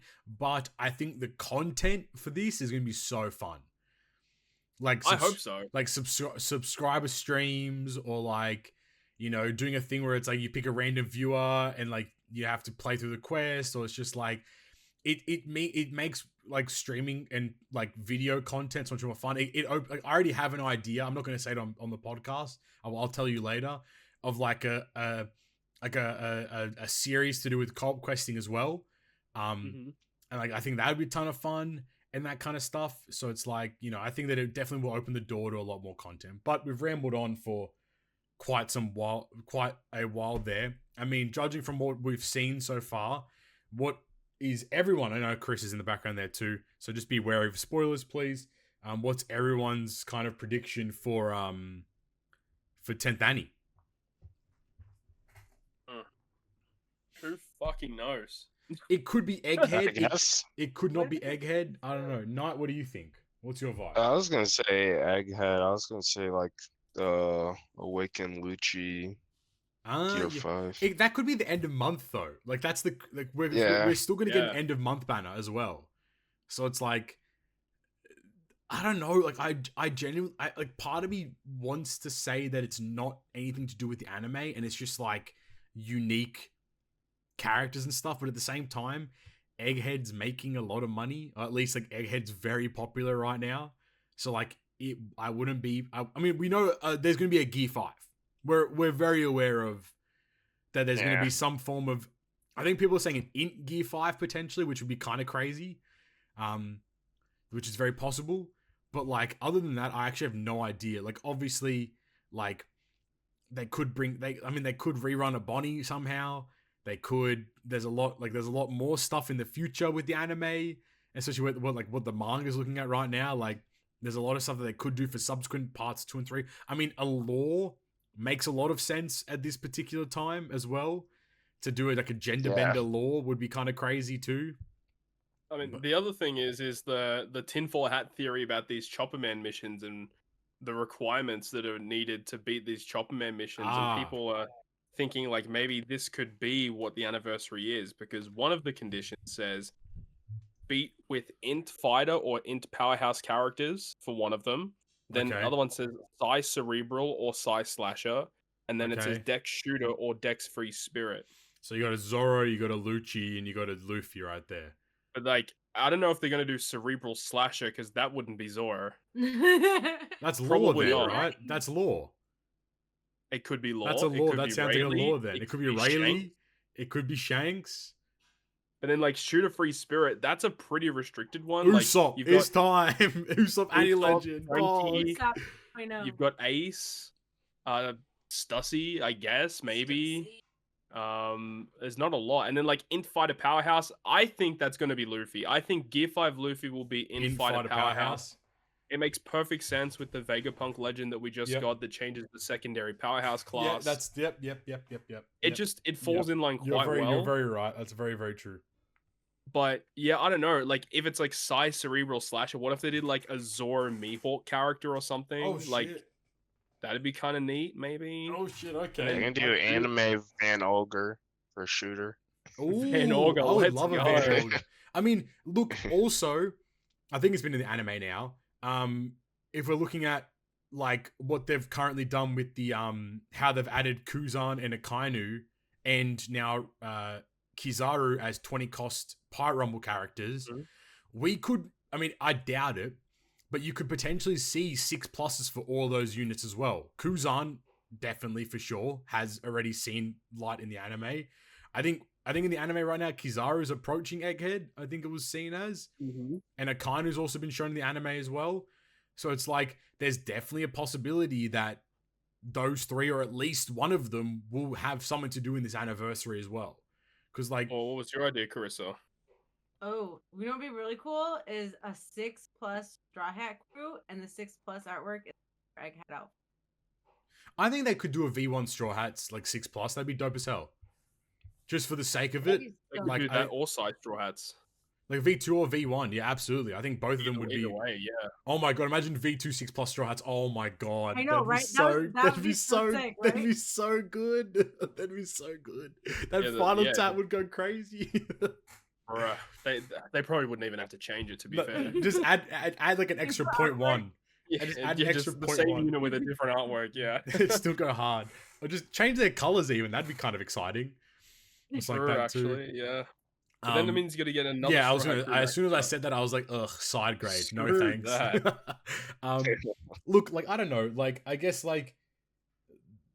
I guess like a final thoughts. I'll go around the group anyway, but I'll say my final thoughts are: I just want something fresh and exciting because I know that like the content for this anniversary is going to be co-op. There's not going to be any bespoke this and that. The campaigns I've already announced are kind of lackluster to begin with, but like I just want some fresh, unique characters and not just like straight out of the anime like plucked out. That'd be my. All right, take. I got a good call. I like let's have like one random pick of Okay. a character Yep. that you would love to see as the anniversary. All right, Maybe go like it for might it. not be, but like Yep. let's go like a real like dark horse on what you Go think for might it. be. So my call is Dragon. Okay, like an Annie exclusive style one. Any exclusive or Super Sugo. Okay, love that. That's my random pick Kisa? that potentially could get one. Saul. Jaguar Diesel. Ooh, that'd be so What? based.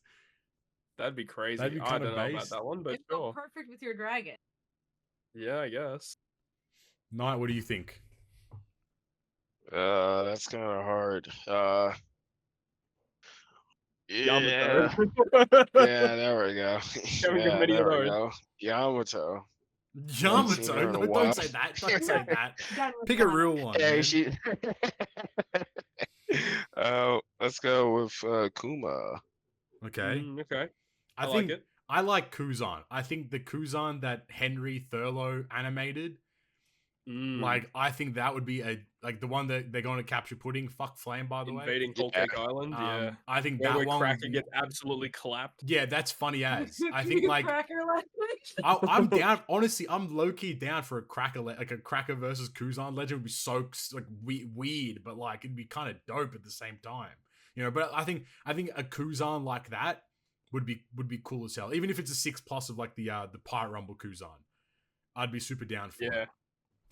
All right. Well, we still need a strength-driven or a strength powerhouse Kuzan to work with the Annie Blackbeard that came out True. in February. True. So we do need a new one. Good point. Good point. All right, that's our picks. We love that. Yeah.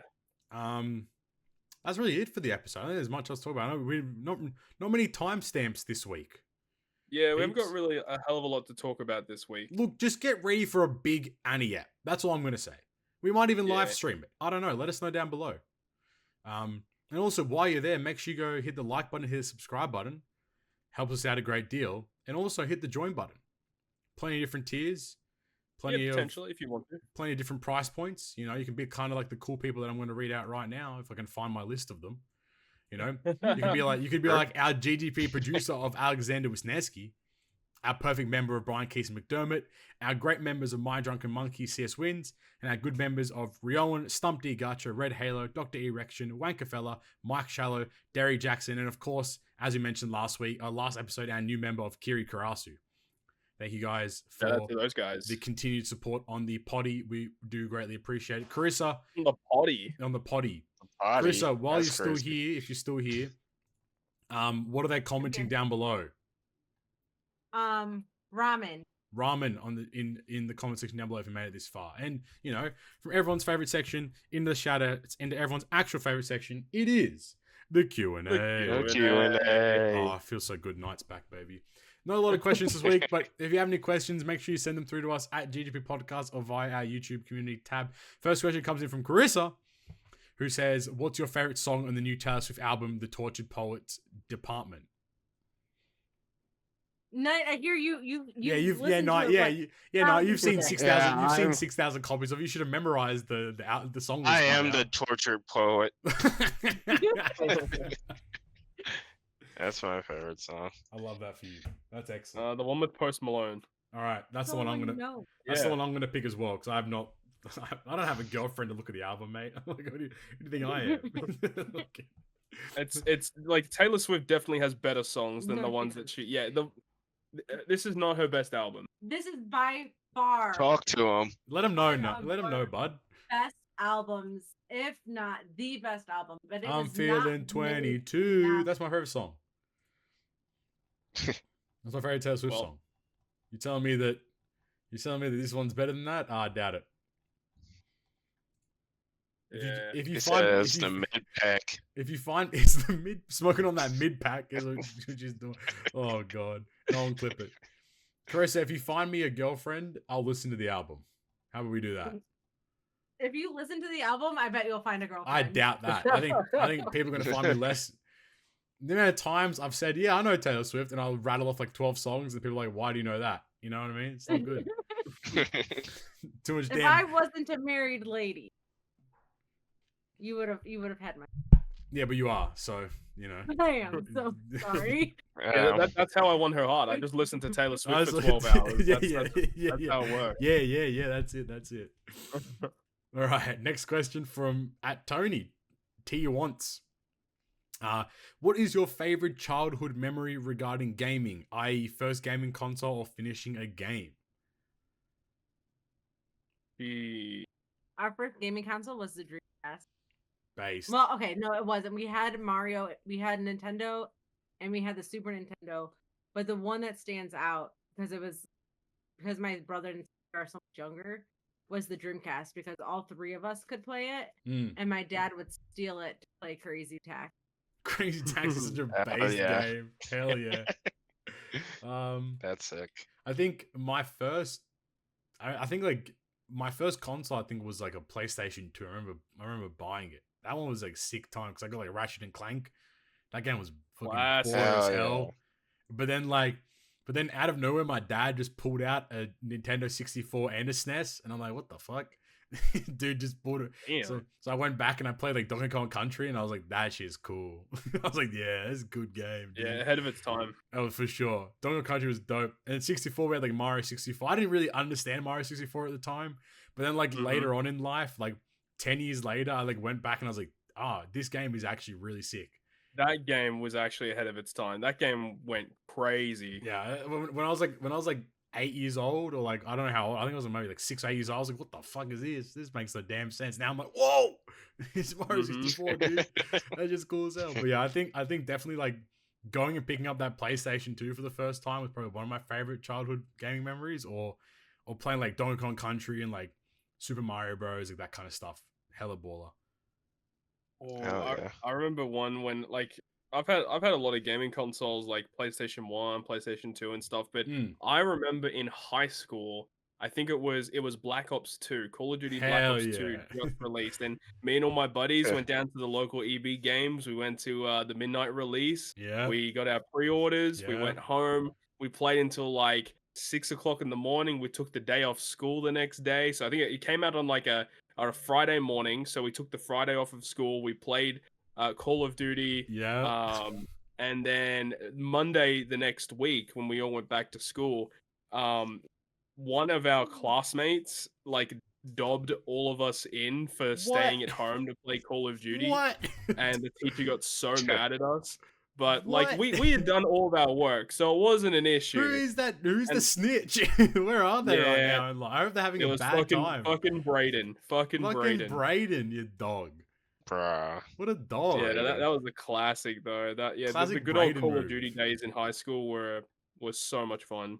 For real. Nite, what do you got?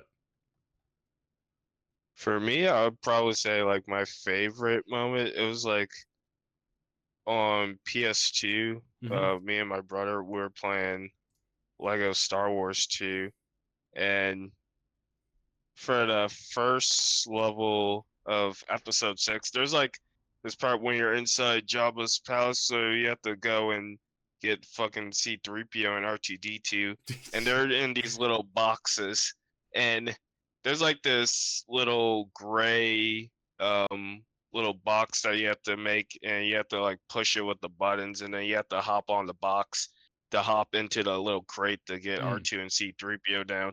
But we were so dumb, we didn't know to do that shit, so we were stuck on that level for ages. And then when I forget which one of us did, but one of us hopped in the fucking box, and then we saw them coming down. We were losing our shit. We were like, let's fucking go. It's time. That was peak. Hell yeah. Good shit. Hell yeah. Well, our second last question here from Cheesecake for Breakfast. That sounds so good. That's goated. That sounds freaking amazing. What the hell? That's goated. Breakfast. All right. What do you think are the most epic fights, anime fights? My personal are Zoro versus King and Saber Ultra versus Ryder. One that immediately comes to mind is Gon versus Hisoka in the Heavens Arena. That fight yeah. went crazy. And I guess also sticking with Hunter x Hunter as well, there was also in the manga when like it was past the anime at that point when they did Hisoka versus Crollo at Heavens Oh, Arena. yeah. Oh my god, that popped off. I just wish that they would animate more episodes. Just, Hey man, even he's if working. it's an He's OVA, working. just an OVA for that. He's fight in working. particular. He's working. He's cooking. He's cooking. Also for Hunter, Maru versus Netero. That show was crazy. Oh yes, Yeah. dude. Dude, Hunter x Hunter is Thousand so Palms, God. Fuck yeah. Dude, Hunter x Hunter's so good. I don't really have many. I can't even think of anything off the top of my head. I'm with Pappy. I think like I mean, if I could talk about recent JJK stuff, oh my god. I recently caught up to the JJK manga. I now understand why people are so hype on it. That shit is baller as crazy. fuck. Really? It is so good. I'm still so there's so much going on though. Like somebody comes in to fight, they're dead. Somebody else comes in to fight, they're dead. It's like, bro, I get the meme. Like it's funny now seeing the meme of like, I think his name is what's his Geg, like it's a Gege, like it's Gege. I can't pronounce. In Japanese it'd be Gege, I suppose. But like, I get the memes of it. They've been like, he's gonna run out of characters to kill. Because like it's just so consistently like it's so consistent. Just like somebody's coming in to fight, and then it's like, okay, they're dead. And the next 2 pages, like, okay, they've perished. And you're like, what the fuck? But there's a particular fight in the latter halves of JJK, which I'm sure people can put 2 and 2 together. That is genuinely like reading that was like chaotic. Like so many things are going on, but then like, you know, putting it together, you're like, yeah, this kind of lit. I'm kind of down for this. I mean, another one that's like a classic anime fight that like a lot of people would love is like Gohan versus Cell. Oh yeah. Yeah. That's a classic. I hate. Well, it's actually Dragon Ball Z, so That's even worse. Now, I'm actually. I actually like Dragon Ball. I do not like Dragon Ball. well, Dragon that's my your balls loss, in I your think. forehead. That's crazy. Dragon Ball on your forehead. Oh my god. Um, Oh, some of the Demon Slayer fights pop off. don't bring up Demon Slayer. Yeah. Don't start talking about Oh, Like Demon Slayer. the mist guy. The mist. So sick. And then the Which way? lion one. Wait, the Mist Hashira. Yeah, the mist Tash. He's the one that's. Oh, the one who likes to be fabulous or whatever. No, That guy. He's just like me for real. Or even like the Mugen Train one, where it's like the fire guy versus the other guy. Yeah, that one was Do you know how funny it is listening to you guys talk about Demon Slayer? That like the that's guy how, versus the other guy. That's how impactful Demon Slayer really Mist- is. Like, damn, bro, I didn't even know the names of these fucking characters. But yeah, the fire guy versus the sword guy. There's so much time there's so much time between each season that I forget every character's name when Honestly, the new season comes That's out. how it felt reading like JJK. Like I was like, who the fuck is Maki? And then I'm like, oh, that's that person, right? I had to like search it up and shit. And then it's like, yeah, then this person like reincarnated into this guy and then has this guy's brain. And you're like, what? Who? What? It's not the real guy. It's a fake guy. And you're like, damn, bro, I'm stupid. So I sit there, I'm like, I feel dumb as hell. Bro, I literally just like, looked up like random fights, and how could we forget Gara versus Rock Lee? Oh yeah. Hey, That hey, is, can I like, take the training undisputed. weights off? Yeah, no worries, bud. Do your thing. Just I have imagine- one that Poppy will appreciate. Here we go. Fucking Gaku versus I forget who the fuck he was fighting. Shin and the guy with the blindfolded Sakamoto days. You know what I'm talking Oh about. yeah. I know what you're talking about. That fight's peak. Oh, dude. That fight's peak. Todd, please read Sakamoto Days, dude. That like- fight's peak. Sakamoto Continue? Days. Yes, Like sir. Sakamoto Days, I would argue is like, I mean, One Piece is on a pedestal, so that's besides the point. Is my favorite shonen manga of all time. Like it is Legit. It is so like every it's chapter peak. is so, and it's so funny as well. Maybe Like- I'll read that. No, read Oh, it, you'll please. read this, but you won't read One Piece? Carissa, read Get it. outta I give you here. permission. I give you permission. You have permission. It is so. It's But I so, respect it. Oh, it's no, so you know what? good. I mentioned it last pod as well, but I've been into that solo leveling, dude. It is so good. Which is so weird because you hate stuff like Like the Yeah, I hate isekai isekai power stuff, fantasy but- stuff. Oh, it's peak. It's so good. No, I put my life savings on Sakamoto Days.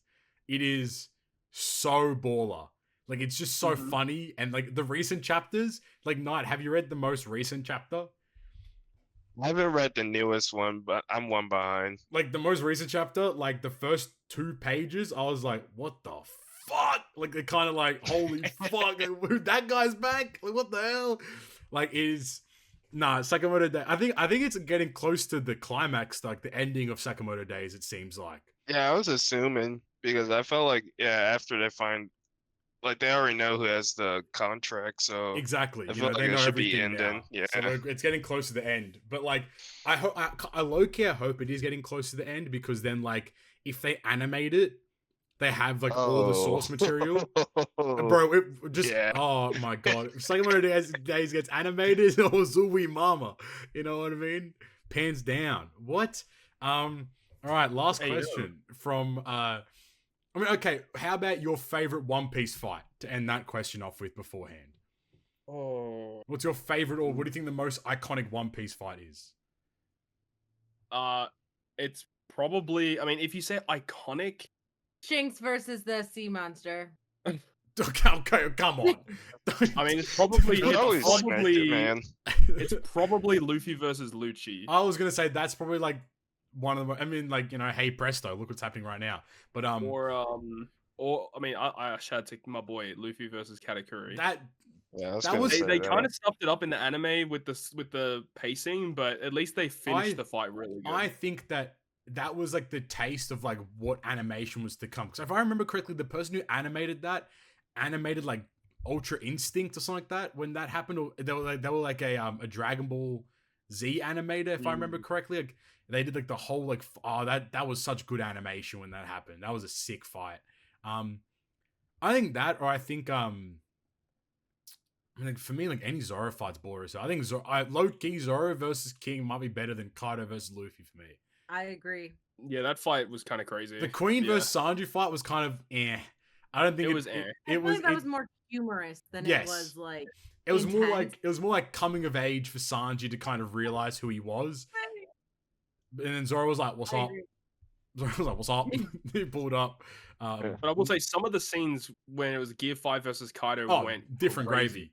The whole lightning, Some of those the scenes whole were lightning good, but I part. think Wild. overall, dude, yeah, the light was bouncing off the lightning. Oh my god, it's so Wild. crazy. But I think overall, like Zoro versus Alba was just it was insane. It was so good. That episode was so good.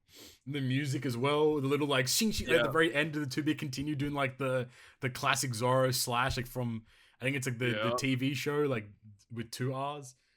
Yeah, the Legend of Zoro. Legend of Zoro, that's it. Knight, what's your favorite One Piece fight?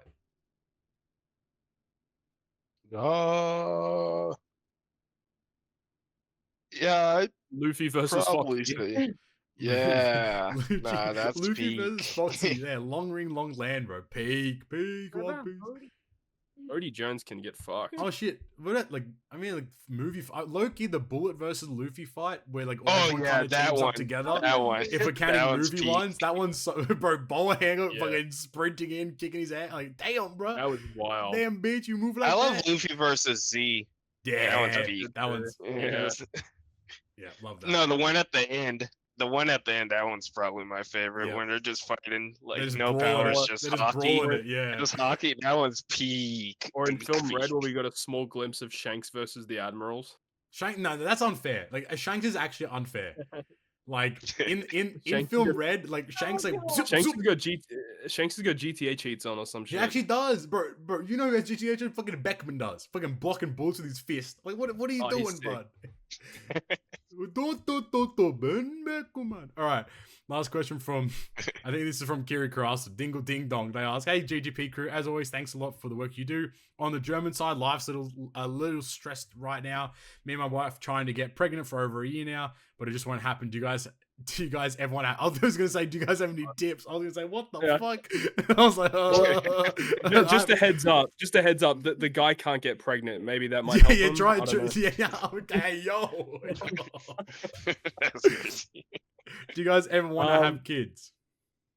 Yeah, eventually. I would love Sure. I'd love children. And I'd give them all a phone and tell them to start farming. Got co-op to play. Sons of a bitch. You gotta start them young, you know. You gotta get them on that grind. That's all right. I'll fund I'll fund the pools if they're gonna keep the grind up there. I'm gonna top 100 every TM, like Uncle Nite used to do. You know. Wow. However, Dark Lord mentality. Dark Lord, Jenna, Dark Lord, dude. I hope he's doing it right. I might message him. I think he's in Melbourne, right? So I'll give him a message. I'll go hang out with the kids. Yeah, he is. However, let's get to the OPTC side of things. What's the first legend you ever pulled, and do you remember which banner it was? For me, it was V1 Ray on Strong World. Shanks' banner back in 2016. I think it was about 2016. Oh, I don't remember. I know. I remember it was Stronghold Shanks. I just don't remember like. I don't remember the banner. I remember pulling, I think V1 Mihawk in 2016? I think it was 2015, 2016. That's when that was the first legend I pulled was V1 Mihawk. I used him in every bit of content. Had no idea what his special did. Had no idea how it worked. I was like, this is sick. I was like, this guy's cool. Big ass sword. Mine was Log Luffy on. It was like the fucking. It was a fucking single on the. Damn, it was like those dog shit fucking banner. Right, no, right, because strength they only rate up had banner. singles. Yeah, right, Yeah, strength up it's banner. one of those Yeah. Right, strength rate up. Did you find it? Did you find the clip? I found the video where I Oh pulled my- my first legend. I remember this. I'm posting the image of it. Oh my, Sugo! It was just called Sugo Vest Join My Crew. That's it. It was like Yeah, it was V1 Marco's debut. announcing Sugo Fest plus. Is that a plus full stop? Plus, comma, higher Like- chances of recruiting side characters. Damn. Refill stamina, expand. Oh my, the OG, dude. Now there's 300 banners. What do you do? January 21st, 2016. That's crazy. Man. Wild.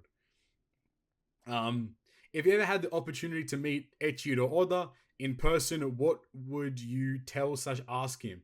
I'd ask him how long One Piece would actually be if he'd fully covered everything back and side story he has in mind, but doesn't have the real time to draw it. What would I tell or ask Oda? That's actually a really hard question. I think a lot of Like people... hypothetically, Thank if you you. said like if you like were able to see him and ask him one thing, what would you ask? You know? Why does Nami suck? Damn, Wow, what? damn. That's crazy. That's crazy. That's slander. Man, that's a tough one. I guess dude. like you. I mean, like I think like if you ask him what One Piece was, you're an idiot. Like you know, like that. I think that's a. I would say a question that two questions I would ask. I would be like, how many arcs are left in the story? Not what they are, but how many there are, I suppose. And then maybe ask a question like, will there be any more Straw Hats or pirates that join the Straw Hat crew as opposed to like the fleet or whatever? Just to kind I of think get I'd that. ask him more creative question, like not as in like A I direct mean like his response. creative process. His Yeah, creative exactly. process.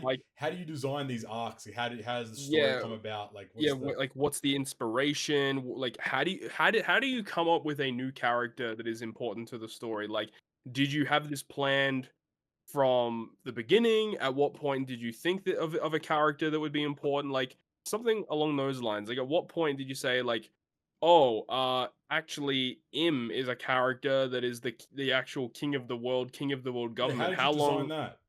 How long ago was that put into place? Yeah, You know, was that's that a good always the question. thing you had in mind? That's a great question. Because I know that there's already been interviews in the past where he's been asked about like the seven warlords and stuff like that, and he's been asked about like the supernovas, and it's hilarious when you hear him talk about the supernovas because he said that he actually come up with the supernovas like the week before they were all introduced. Which in is a chapter. crazy, Like by the he's just way. like he just randomly came up with a bunch of them, and now look how important all of them Because are. like that's like 12. That's 12 unique characters with like 12 or however many there are, like with all unique stories as well. You know, like that's wild. Mhm. Yeah. Creative process is a great question, actually. I like that idea, actually. Knight, what would you ask? I was gonna say some crazy shit, I reckon. Could he adopt me? That's a great question, bud. Great question. It's Love like, that. can you draw Suru with the gums out? Yes, sir. Oh, no need to draw that. I have it in mind. I'll draw it for you. Can you sign it? All right. As always, thanks a lot for everything you do. Looking forward to all of your Annie pulls as well as best of luck to all you guys. Hope to hear you soon. Greetings from Germany, Kiri. Thank you, Kiri. We appreciate Thanks, that Kiri. a lot. That's it. This is the penultimate episode to 10th anniversary.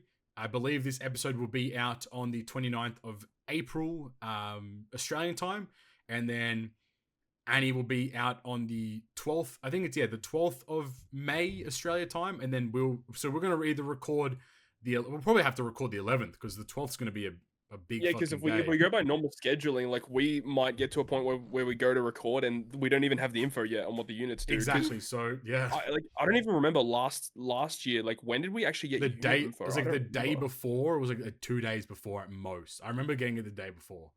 I think it was about the day before. Damn. Okay, so we really got to wait quite a It while. was really, really close. Like we didn't have to wait very long. When are we gonna get like a leak from like some weird figure collaboration? I'm waiting. I'm something? waiting for the I'm waiting for the anniversary to get leaked by some advertising company somewhere. But now that we have Brandon's psychotic ass, he's probably gonna find the info somehow. He's data mining like a he's wild crazy. Person, which is we're very this doesn't butt out Solaris, mind you. Solaris is still the GOAT, but Brandon's a sociopath, so to say the least. But yeah, so we'll probably record. I don't know. I think doing a live stream would be kind of cool, but I mean, we'll play it by ear to see how everyone goes, how everyone feels. Hopefully, everyone will be available for that episode. But again, we'll play it by ear, and then obviously that episode. So I think that's episode 114. Actually, did you see this? The new Luffy got leaked. Here we go. Hang on, I'm posting in the podcast chat. It's gonna be like Someone just posted in the subreddit Discord. What the fuck is that? That's ruined. That's ruined my day. It's actually just ruined my day. For those just listening, it's just Apom, the Pokemon, with a straw hat holding the gum fruit. Get the gums out. He's What? dressed up like Luffy. Yeah, he's dressed like Luffy. So is this the Pokemon Go X One Piece collab that's happening that we were meant to tell the audience Let's about? go. Oh Yeah, shit! Did I say it. that out loud? Oh my bad. Okay, sorry. Leaked. Leaked. Something like that. I had to take a whole week off work. I'm in. Okay, so yeah, we'll look forward to that. But from there, if you've enjoyed today's episode, make sure you go down there, hit the like button, hit the subscribe button, and comment ramen if you've made it this far again in the comment section down below. Comment what you've enjoyed, what your predictions are for anniversary, all that kind of fun stuff.